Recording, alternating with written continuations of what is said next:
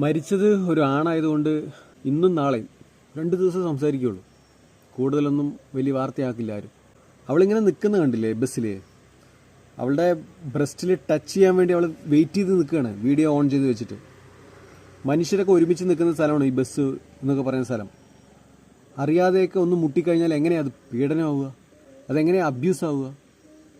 അവൾ വലിയ സൈക്കോളജിസ്റ്റ് ആണെന്ന് പറഞ്ഞിട്ടാണ് അവളുടെ പ്രൊഫൈൽ, ഇൻസ്റ്റഗ്രാം പ്രൊഫൈൽ മെൻഷൻ ചെയ്ത് വെച്ചിരിക്കുന്നത്. ഫോളോവേഴ്സ് അവൾക്ക് കൂടിക്കൊണ്ടേയിരിക്കുകയാണ്. കൂടട്ടെ, മരിച്ചതൊരാണല്ലേ. എല്ലാ മനുഷ്യർക്കും മനസ്സിന് വലിയ കട്ടി ഉണ്ടാവണമെന്ന് ഒരു നിർബന്ധമില്ല. ആ പാവം പിടിച്ച മനുഷ്യൻ എത്ര മാനസിക സമ്മർദ്ദത്തിലായിരിക്കണം. ഇതൊരു കൊലപാതകമാണ്, കൊന്നതാണ്.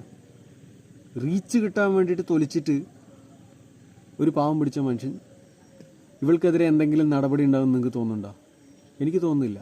ഒരു നടപടി ഉണ്ടാകാൻ പോകുന്നില്ല. ഒരുപാട് സ്ത്രീകളെ ഇങ്ങനെ ഉപദ്രവിക്കുന്നുണ്ട് പുരുഷന്മാർ, സമ്മതിച്ചു. ഇതെന്താണ്? ഇതിലെന്താ? ആ വീഡിയോ കണ്ടാൽ അറിയാലോ, അതിൽ ഒന്നും തന്നെ ഇല്ല എന്നുള്ള കാര്യം അറിയാലോ. ഇതൊന്നുമല്ല, ഒരു സെക്കൻഡ് എന്തെങ്കിലും ഒന്ന് കിട്ടാൻ വെയിറ്റിംഗ് ആണ്. കിട്ടിക്കഴിഞ്ഞാൽ അത് പിടിച്ചിട്ട് അങ്ങോട്ട് ഇൻസ്റ്റഗ്രാമിൽ റീച്ചാക്കാലോ. എന്നെ അങ്ങോട്ട് പീഡിപ്പിച്ചു, എൻ്റെ അവിടെ തൊട്ടു ഇവിടെ തൊട്ടു എന്ന് പറഞ്ഞിട്ട്.